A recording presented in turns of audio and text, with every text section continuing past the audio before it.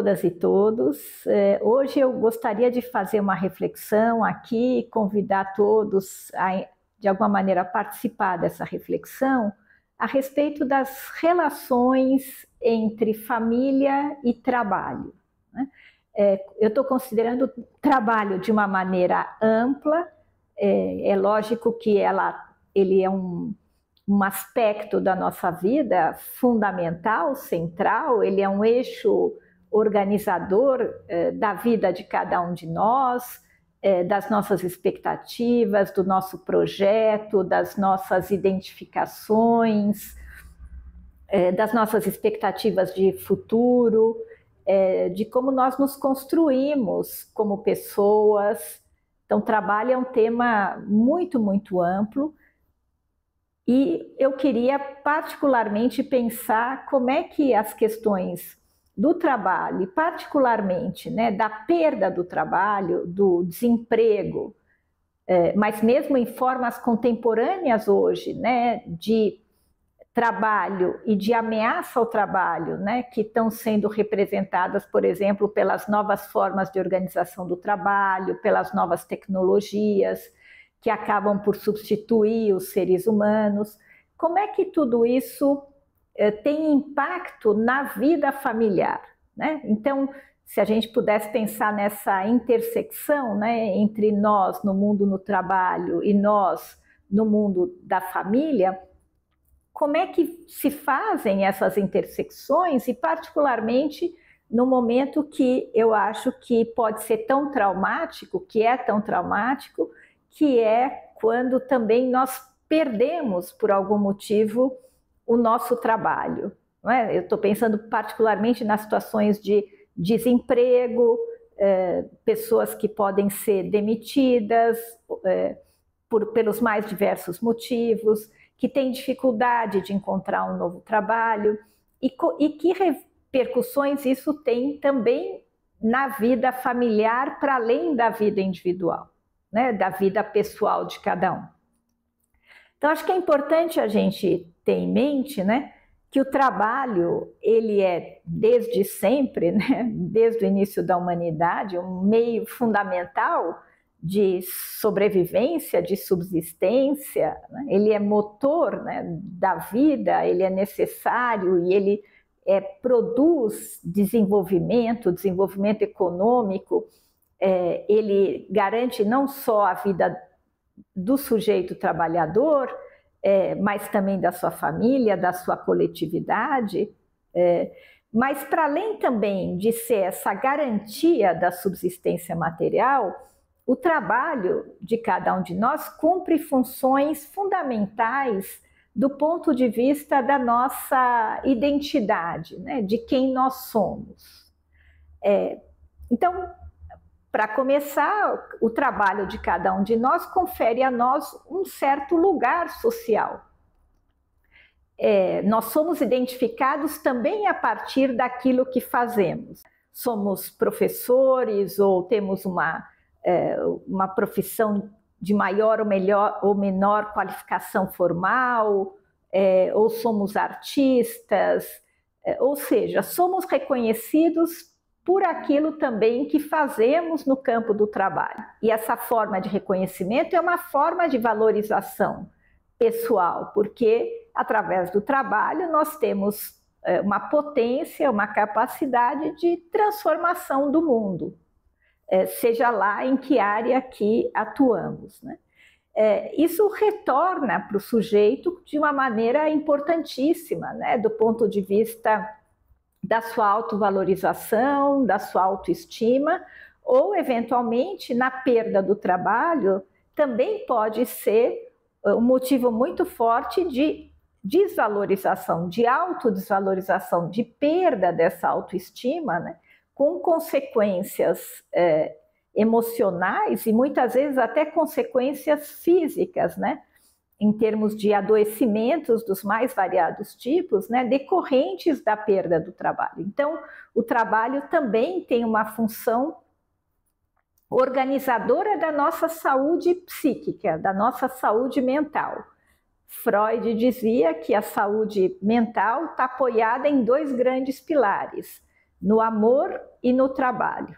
E então ela fica muito ameaçada quando um desses pilares ou não existe, ou deixa de existir, ou é quebrado, né? E, de alguma maneira, então, a perda do trabalho tem esse impacto, que é um impacto traumático, né? Além disso, o trabalho organiza o nosso dia a dia, a nossa rotina, né? Então, nós acordamos de manhã com o propósito do trabalho, com projetos para o dia, não é? Organiza os momentos do trabalho dos momentos de não trabalho, ainda que hoje as tecnologias tenham se instalado na nossa vida de forma tal que esses limites também deixaram de ficar claros, né? Qual é o tempo do trabalho e qual é o tempo do não trabalho, como existia, né? Antes de a gente estar conectado na internet. Nós tínhamos o horário de trabalho e depois um horário de vida familiar ou vida de lazer. Tudo isso ficou bastante borrado, né? Também pelos processos de globalização. Em muitas profissões nós estamos conectados com outros países, com outros fusos horários. Tem pessoas que têm que trabalhar de madrugada em função disso. Fora as profissões que sempre ocorreram em turnos noturnos, não é? Enfim, falar de trabalho é falar de uma gama muito diversificada e muito ampla, mas que eu acho que a gente pode pensar em alguns elementos comuns, como esses que eu estou dizendo, né? Do lugar do trabalho na formação da nossa identidade, do lugar do trabalho na organização do nosso tempo, do lugar do trabalho na nossa socialização. Então, nós, ao nos inserirmos no campo de trabalho, nós estabelecemos redes de relações, nós fazemos amigos, nós conhecemos pessoas, né? Isso também fica perdido quando nós perdemos o trabalho. Então, eu queria contar aqui de uma pesquisa que eu desenvolvi no início dos anos 2000, foi o meu doutorado, sobre o impacto do desemprego na dinâmica familiar, trabalhando com famílias pobres, com famílias de trabalhadores com pouca ou nenhuma qualificação formal. Eu fiz esse trabalho num centro de referência em saúde do trabalhador, na cidade de São Paulo, no bairro da Freguesia do Ó, conversando com grupos de pessoas desempregadas, homens e mulheres desempregados, e também acompanhando, através de alguns atendimentos, famílias e casais que estavam vivendo a questão do desemprego. Naquele momento, início dos anos 2000, a taxa de desemprego, né, ou seja, a perda de um trabalho formal, né, com registro em carteira de trabalho, os benefícios, ela já era considerada bastante alta e era um tema de muita mobilização social, preocupação, e houve, inclusive, naquele período, diversos programas, né, políticas públicas voltadas para os trabalhadores desempregados, né? Então, desde políticas de auxílio à busca de um novo emprego, como formação e capacitação das pessoas desempregadas para poderem ter outros trabalhos por uma recolocação profissional, programas voltados a jovens que buscavam seus primeiros empregos, programas voltados a pessoas mais idosas. Mas, enfim, já era um momento de alto índice de desemprego e era bem interessante porque nesse centro de referência em saúde do trabalhador, que tinha como uma das funções fazer avaliações e diagnósticos de adoecimentos, né, de trabalhadores que tinham ficado doentes ou de alguma maneira machucados ou sofreram acidentes de trabalho. Então, vamos dizer, um adoecimento ligado às condições de trabalho. Então, havia lá médicos, né, que faziam essa avaliação e esse diagnóstico, a partir do qual essas pessoas poderiam pedir, né, uma aposentadoria ou uma licença saúde, ou mesmo uma aposentadoria definitiva por questões de saúde. Naquele momento, então, já 25% das pessoas que procuravam aquele centro, na verdade, estavam desempregadas. E buscavam, então, o centro de referência em saúde do trabalhador em busca de um atestado, né, uma confirmação desse vínculo entre trabalho e adoecimento que permitisse a elas, então, poderem se aposentar, né, terem aposentadoria garantida pelo INSS. Eu acho que era um período diferente do momento atual, 2025, quando, de alguma maneira, cada vez mais ao longo desses 25 anos, nós vemos um incremento de outras formas de relação de trabalho.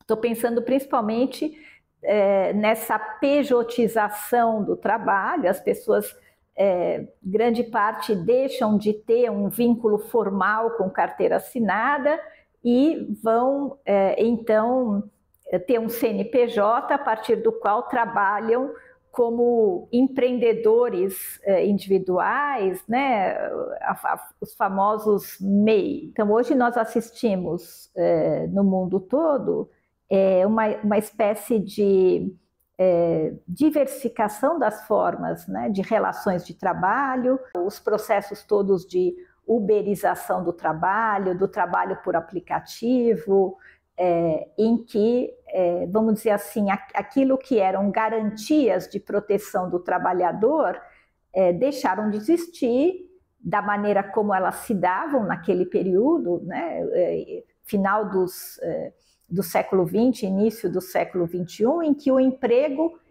era a forma regulada prioritária de trabalho. É claro que nós sempre tivemos no Brasil o trabalho informal, o trabalho sem proteção. A professora Marilena Chaui costuma dizer que o neoliberalismo chegou no Brasil como a cereja do bolo, né? De um processo social e que passa pela questão das relações do trabalho, que sempre contou com uma grande parcela de trabalhadores informais, sem proteção, o famoso cada um vire-se, né? E de alguma maneira toda essa ideologia neoliberal, né, que coloca no indivíduo, no sujeito, né, a responsabilidade pelo seu sucesso profissional e pela sua garantia, né, do cuidado em saúde, assistência social, educação, tanto para si quanto para a sua família, né? Então, cada vez mais é o sujeito e a família que tem que dar conta de si, que tem que se virar. Esse processo sempre fez parte da realidade brasileira. Então, a Marilena Chaui diz que o neoliberalismo foi só a cereja desse bolo que a gente já tinha. Mas, de qualquer maneira, eu acho que eu não erro em dizer que o emprego formal era a principal forma que regulava as relações de trabalho, não é? Em diversos campos, que contava com a carteira assinada, com as diversas garantias, né, que foram conquistas dos trabalhadores ao longo do século XX, em especial a partir dos anos 30 no Brasil. Então, naquele momento que nós estávamos vivendo e que a pesquisa começou, e até é interessante contar um pouco como é que a ideia da pesquisa surgiu, né? Essa pesquisa que visava pensar nos impactos do desemprego na dinâmica familiar, como é que as famílias lidavam com essa situação, porque o desemprego é um trauma, né? É isso que eu procurava falar no início, né? Tudo aquilo que a gente perde quando perde o emprego. Então, é um trauma, o impacto produzido pela realidade social, é um fato social concreto, né? Que impacta de formas materiais, claro, porque a pessoa desempregada vê o seu sustento e da sua família ameaçado, né? Isso já é fator de uma enorme ansiedade, de muita preocupação, de muita tensão. Então, há vários trabalhos que, desde aquele período, mostram uma relação importante entre desemprego e aumento de conflitos domésticos, aumento de violência doméstica, aumento do uso de álcool e drogas, além dos diferentes adoecimentos, depressão, ansiedade, etc. Então, o desemprego é, no mais das vezes, um trauma, né? Um impacto que é muito difícil absorver, tanto pela pessoa que é desempregada, quanto pelo seu entorno, pela sua família ou pela sua comunidade. E eu gostaria de falar isso daqui a pouco, né? Mais sobre esse impacto. Mas eu pensei em contar um pouco como é que o assunto, o tema emergiu de alguma maneira para mim, como parte das minhas atividades do Laboratório de Estudos da Família, Relações de Gênero e Sexualidade, que naquele momento, a partir de 1999, eu começava a coordenar. Então, nós estávamos criando naquela época um pequeno serviço de atendimento a famílias e casais na Universidade de São Paulo, e havia um grupo de alunos de graduação, pós-graduação, que atendiam famílias que chegavam aqui, vindas dos mais diversos lugares. Era um serviço aberto a toda a população de São Paulo, e nós discutimos esses casos. E um dos casos que nós atendemos naquela ocasião era de um casal de classe média. Ele era um vendedor, ela era uma profissional da saúde, trabalhando numa empresa, e eles, então, era naquele momento uma espécie de classe média, numa certa ascensão, estavam comprando o apartamento onde moravam, com 2 filhos, pré-adolescentes, enfim, né, comprando carro e etc., até que, no mesmo período, os 2 perdem o trabalho e eles são obrigados a voltar para a casa dos avós, né? Perdem o apartamento, perdem o carro, na época disseram perderam o telefone, né? Tinha telefone fixo nas casas, né? E eles voltam. E é curioso porque eles vieram aqui buscar o serviço, não propriamente para um trabalho de família, mas eles vieram buscar a clínica psicológica da USP com uma queixa em relação a um filho de 10 anos, e a queixa que eles tinham a gente trouxe ele aqui porque ele não sabe perder, porque toda vez que ele está em qualquer tipo de atividade competitiva e etc., ou brincando mesmo, ele fica muito alterado quando ele perde. Mas é interessante porque bastou 5 minutos de conversa para eles começarem a contar como eles, né, estavam completamente desorganizados, desestruturados com as perdas todas que eles estavam vivendo como família, né? Mas é interessante que eles trouxeram o filho como uma espécie de representante, né, dessa enorme dificuldade, desse enorme sofrimento que eles estavam vivendo, né? E foi a discussão desse caso que nos permitiu pensar, então, num projeto para conversar com famílias, conversar, e não só conversar, mas também tentar, de alguma maneira, contribuir com uma reflexão com famílias que estavam vivendo uma problemática semelhante. No caso desse casal que eu estou contando, bastou 5 minutos para que o foco se deslocasse da criança para todo o grupo familiar e a gente começar a trabalhar com eles como família, vivendo todo esse processo de deslocamentos e perdas, né, que o desemprego estava produzindo. Eu acho que quando eu estou contando essa situação, eu espero que isso possa, de alguma maneira, ser de utilidade, né, permitir uma reflexão, porque, de alguma maneira, grande parte de nós já passou, já atravessou momentos como esses e viveu esses impactos nas famílias. Então, quando nós começamos a atender os grupos de desempregados, acompanhar as famílias e casais, não é? Nós pudemos, eu acho que chegar a algumas compreensões, alguns entendimentos que acho que são importantes para a gente pensar como família e como as famílias lidam com essa situação e como isso pode ter efeitos diversos, né, na maneira de conduzir esse processo. É claro também que é importante a gente levar em conta que, embora a gente possa falar algumas coisas daquilo que acontece na família, eu acho que é muito importante a gente não perder de vista que o desemprego é um problema social, ou seja, que o desemprego, ele deveria, pelo menos, né, ser visto como alguma coisa para ser cuidada pela sociedade como um todo. Então, eu acho que isso já abre um debate muito interessante, porque é muito diferente, por exemplo, como nós podemos pensar que o desemprego, ou que a situação do trabalhador desempregado é pensada e é tratada no Brasil, ou era tratada nesse período que eu trabalhei, em relação, por exemplo, a outros países, né? Estou pensando aqui particularmente em alguns países da Europa, em relação a questões ligadas ao seguro-desemprego.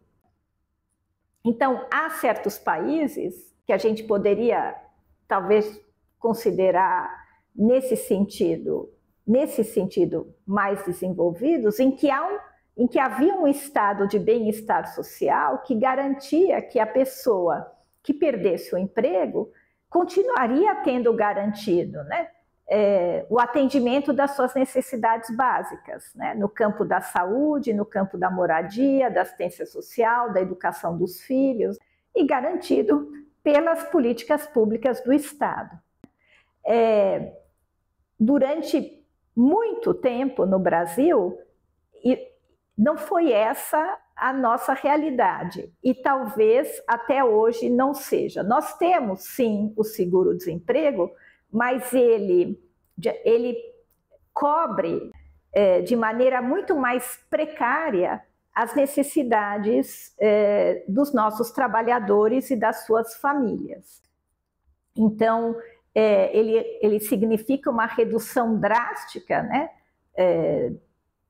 da entrada mensal, né, e ele tem essa duração de 6 meses. Ou pelo menos assim era naquele momento que nós estávamos fazendo essa pesquisa. Então, eu acho que já envolve aí uma certa concepção muito evidente naquele momento, e eu acho que presente, acho que talvez com mais intensidade hoje, de que o problema do desemprego é um problema do sujeito, é um problema da sua família. E muitas vezes nós vemos o quanto que no interior das famílias, nós víamos isso, né? Há uma espécie de repetição de um discurso social, né? De que o problema do desemprego é um problema do desempregado, né? Ou seja, se ele está desempregado é porque ele quer, ele não está se esforçando o suficiente. Todo mundo que quer trabalhar, trabalha, né? Então, uma certa culpabilização, né, do trabalhador pelo fato de estar desempregado, né? Mas eu acho que esse é uma concepção extremamente parcial, né, e eu diria até não realista do mundo do trabalho. Porque, de alguma maneira, o capitalismo, a sociedade capitalista, ela está construída de forma tal, né, em especial no campo das relações de trabalho, de maneira a garantir, né, aquilo que já Marx chamava, né, do exército industrial de reserva. E eu acho que isso é uma temática que hoje está cada vez mais presente. Ou seja, a ideia de que o capitalismo também depende, né, para gerar lucros, né, de uma parcela da população que não esteja no mercado de trabalho, que funciona como esse exército industrial de reserva que, de alguma maneira, faz com que os salários possam ficar mais baixos, porque sempre tem alguém que vai topar trabalhar por menos, e que sempre permite que os trabalhadores sejam substituídos, né? O que faz com que os trabalhadores percam as suas condições de barganha, né? As suas condições de luta por melhores salários, por melhores condições de trabalho, né? É claro que esses processos são complexos e ao longo do século XX houve muitas mudanças no sentido de uma reflexão e de uma conscientização sobre as condições de trabalho e a garantia, né, de condições de trabalho que sejam decentes, que não promovam adoecimento físico ou psíquico. Mas tudo isso está em questão de maneira urgente nos dias de hoje, né? Há muitos trabalhos hoje lidando com processos de uberização e adoecimento, né? O trabalhador que não tem mais hora de trabalho, que estica, que faz o seu próprio horário de trabalho e trabalha de maneiras, às vezes não, né? Grande parte das vezes de maneira absolutamente exaustiva, né? Para poder garantir as suas condições de vida e a vida da sua família. Eu acho que o ponto que eu estava querendo nesse momento trazer é essa ideia de que o desempregado é responsável pelo seu desemprego e é responsável também por encontrar outro trabalho. Eu acho que essa concepção, essa ideologia, né, ela não corresponde aos fatos, se a gente levar em consideração, não é, que não há trabalho para todos e que talvez cada vez menos vai haver trabalho para todos, ou seja, a ideia de que as pessoas vão ficando, do ponto de vista do trabalho, um tanto obsoletas, em função das novas tecnologias, não é? Da substituição pelas máquinas, pela automação, pela robotização, e isso realmente é muito preocupante do ponto de vista de como é que a gente pensa, né? Os projetos de vida de populações inteiras. Recentemente saiu uma pesquisa na mídia mostrando que 25% dos jovens brasileiros, se eu não me engano, entre 18 e 24 anos, não estão nem estudando, nem trabalhando. Então, a gente pode ter uma dimensão do que isso pode significar como problema pessoal, problema familiar, problema comunitário. E eu acho que a gente fazer esses dados conviverem com uma ideologia de que o problema do desempregado é um problema pessoal, parece ser já parte da violência desse sistema econômico. Mas, de qualquer maneira, eu pude ver, conversando com essas famílias, que muitas vezes as famílias tendem a reproduzir essa ideologia. Então, eu queria dar um exemplo disso.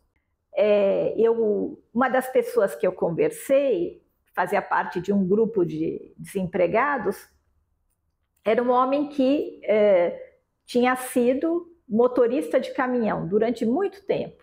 Era motorista de caminhão, viajava pelo Brasil inteiro e tinha perdido o seu emprego. E ele, naquele momento que nós conversávamos, ele estava em busca de um novo emprego, então ele saía de manhã cedo e andava a pé pelos bairros próximos à casa dele. Às vezes ele andava a longas distâncias buscando garagens de caminhões e se oferecendo para trabalhar. E sem sucesso.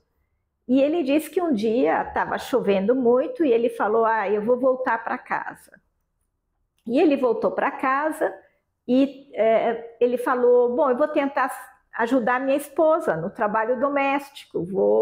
Então ele foi para a cozinha e começou a lavar prato. Aí a mulher vê ele lavando prato na cozinha e começa a gritar com ele. E ele, nas palavras dele, ela falou: Xô, vai embora daqui, aqui não é teu lugar. Ele falou: não, mas é que eu estava chovendo muito e eu resolvi voltar para casa. Ela falou: pega um guarda-chuva e sai para a rua. Então, vocês veem como o que está implícito aí é isso. Então, ele é um homem, ele deve ser o provedor, ele deve estar na rua, ele deve estar trabalhando. E se não está, então é um problema dele, é ele que está sendo preguiçoso ou vagabundo. Eu acho que também esse exemplo é interessante porque acho que chama atenção para um aspecto que eu acho que é muito importante nessa dimensão, que é a questão de gênero, né? Porque, então a gente está vendo um casal, ou pelo menos a fala dessa esposa, com papéis muito rígidos de gênero, né? Então, a cozinha é o lugar da mulher, lavar prato é coisa de mulher. Infelizmente, então, no Brasil, nós estamos ainda temos uma cultura extremamente patriarcal que determina papéis muito enrijecidos, né, de gênero, das funções da mulher, das funções do homem. E, nesse caso, então, ele não teria outra alternativa a não ser estar no mundo da rua, né, e ela no mundo doméstico. Essa é uma configuração que atravessa a vida familiar brasileira, grande parte das famílias, e que, de alguma maneira, não é favorecedora para que a família possa lidar com a situação do desemprego, às vezes de uma maneira mais flexível. Por que eu estou dizendo isso? Eu vou trazer aqui um outro exemplo do mesmo grupo de trabalhadores desempregados, e foi uma fala que veio em resposta à fala desse homem motorista de caminhão. E no caso era um motorista de ônibus. Era um motorista de ônibus, um senhor muito elegante, muito orgulhoso da sua profissão. Ele contava como ele gostava e tinha orgulho, né, de ser motorista há muito tempo numa mesma linha, num bairro. Ele conhecia as pessoas que entravam no ônibus dele, grande parte delas. Ele tinha um certo orgulho porque o ônibus dele tinha uma espécie de um mecanismo que permitia que deficientes entrassem com cadeiras de rodas no ônibus. E esse homem também, em algum momento, perde um emprego. E ele diz que chegou desolado em casa e a mulher dele trabalhava já. A mulher dele era auxiliar de saúde, ela era cuidadora de idosos em domicílios. E quando ele chega contando que ele foi demitido, a mulher dele diz para ele: olha, você trabalhou a vida inteira, a gente pode fazer assim, eu vou tentar aumentar minha carga de trabalho fora de casa, pegar mais pessoas para olhar, assim a gente compensa um pouco a renda e você fica mais em casa cuidando da casa, eles tinham uma filha adolescente, cuidando da filha, etc. E eles se reorganizaram dessa forma, então dá para ver como aí é uma maior flexibilização dos lugares de gênero, de quem vai ser o provedor, etc. Né?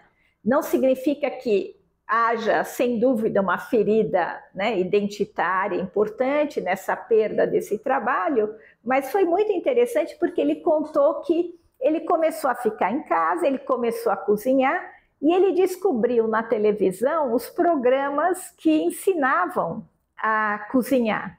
Então ele falava que ele começou a assistir a Ana Maria Braga e aprendeu a fazer um prato de uma bacalhoada sem bacalhau. Então um peixe, né, mais econômico, e ele fez, e ele falou que ficou uma delícia e que a esposa chamou umas colegas para comerem na casa dele, né? Então ele descobriu a culinária e estava também orgulhoso disso e encontrando novos lugares e novos espaços de prazer. Então acho que esse também é um elemento importante aqui para trazer, né? Essa coisa toda do quanto que de uma certa rigidez nesses papéis de gênero pode trabalhar contra, né, uma possibilidade da família se reorganizar nesses contextos. E de fato nós vemos, né, que há uma série de problemas familiares, de tensões familiares que surgem em situações em que é a mulher que está trabalhando e o homem não. Um outro exemplo bem interessante, a partir de uma pesquisa de uma professora da Federal de Santa Catarina, que conversou com homens desempregados, e é muito interessante porque ela conta que, num artigo, ela conta que um desses homens, então ele estava em casa enquanto a mulher saía para trabalhar. Ele dizia para ela que ele estende a roupa, ele lava e estende a roupa em casa de madrugada. Por quê? Para que os vizinhos não vejam que ele está nesse tipo de atividade. Então, eu acho que essa é uma dimensão que é importante, e mesmo quando a gente pensa outras questões que eu acho que são temas para a gente refletir, né? Em situações em que ou a mulher trabalha e o homem não, então a mulher é a provedora da família, ou situações em que os dois trabalham e a mulher ganha mais do que o homem, e isso é vivido também como uma ferida identitária para o homem, né? Então, eu acho que é alguma coisa muito importante de ser levada em consideração, né? Como num país com a cultura patriarcal que nós temos, né? Apesar de todos os avanços dos movimentos feministas, da emancipação da mulher, e principalmente, claro, quando a gente fala da entrada da mulher no mercado de trabalho, a gente está falando da mulher de classe média alta, que ao longo do século XX foi para a universidade e entra no mercado de trabalho com uma qualificação formal. Porque nós temos sempre que lembrar que a mulher pobre no Brasil sempre trabalhou dentro e fora de casa, não é?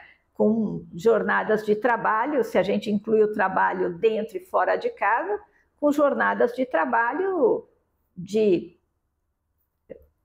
10, 12 horas, sem considerar o tempo dos deslocamentos, do transporte, etc., né?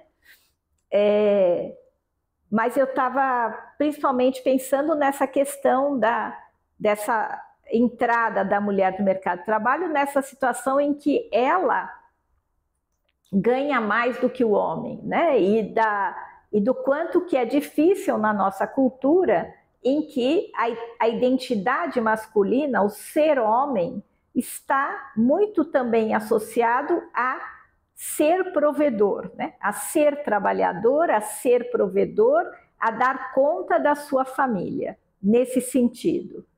E o quanto, então, que esse lugar de homem, essa identidade masculina, fica ameaçada em situações em que há outros arranjos, né, de trabalho nesse sentido. Então, muitas vezes a mulher sente que tem que esconder, por exemplo, que ganha mais, ou enfim, ou muitas vezes isso é absolutamente não tolerado. E infelizmente nós ainda temos muitas situações de homens que não querem que suas mulheres trabalhem, não permitem isso, ou isso é fonte de muita violência e conflito no casal. É claro que é preciso, como todos os temas da vida social, levar em consideração profundas diferenças de classe social, de formação profissional, quando a gente está trabalhando com esses temas, né? Quer dizer, o que significa a questão do desemprego, do trabalho feminino, do trabalho masculino em famílias pobres, o que isso significa em famílias de classe média, né? Como é que se dão essas configurações em famílias ricas, qual que é o lugar do trabalho para a mulher, para o homem, né? E claro que mesmo falando em classe social, a gente está falando de contextos muito gerais, né? Que tem muitas variações, mas eu espero aqui estar trazendo alguns temas que de alguma maneira atravessem, né, a vida de uma parte significativa das famílias brasileiras, não é? No caso das famílias pobres, eu acho que é sempre importante a gente lembrar que há um número imenso de famílias, né? São milhões de famílias. Eu digo nas famílias pobres porque há uma incidência maior, né, de famílias que são chefiadas por mulheres. É claro que isso está presente em todas as classes sociais, mas eu acho que tem uma incidência e impactos, né, diferentes nas diferentes classes sociais, e no caso das famílias pobres, das famílias chefiadas por mulheres, então nós temos muitas vezes essa situação da mulher, enfim, né, ter que contar com o seu trabalho e um trabalho que muitas vezes é precarizado. Também esse é um tema que atravessa essa nossa conversa aqui, né, o quanto o trabalho feminino não formal é um trabalho precarizado, é um trabalho, muitas vezes a mulher então trabalha fazendo bicos, sem carteira assinada. O trabalho doméstico muito recentemente foi regularizado no Brasil e ainda assim, né, há muitas situações de trabalho sem registro, sem carteira assinada, e com todos os desdobramentos, né, que isso significa em termos da dupla jornada feminina, da tripla jornada feminina, né, quando a gente pensa no trabalho fora de casa, no trabalho em casa, no cuidado com as crianças, né, e claro, com todos os desdobramentos disso, na maneira como essa mulher vai se organizar, muitas vezes com outras mulheres, né, com a avó, com a tia, com a madrinha, para dar conta desse núcleo familiar. É claro que as questões ligadas ao desemprego, à perda do trabalho, às ameaças, né, que todos nós estamos vivendo no mundo do trabalho hoje, em função de uma série de fatores, do desenvolvimento do capitalismo neoliberal, dos processos de automação, da substituição do trabalho humano. Esse é um tema fundamental que eu acho que pode ser ampliado, quem sabe a gente volta a conversar sobre ele, mas eu espero que a gente aqui tenha introduzido alguns temas, tocado em alguns temas que possam ser significativos, né, para pensar a questão do sofrimento que está envolvido nas questões, no sofrimento pessoal e no sofrimento familiar, né, e nos desdobramentos, né, na forma de ansiedades, expectativas, conflitos, tensões que envolvem esses temas, e é isso.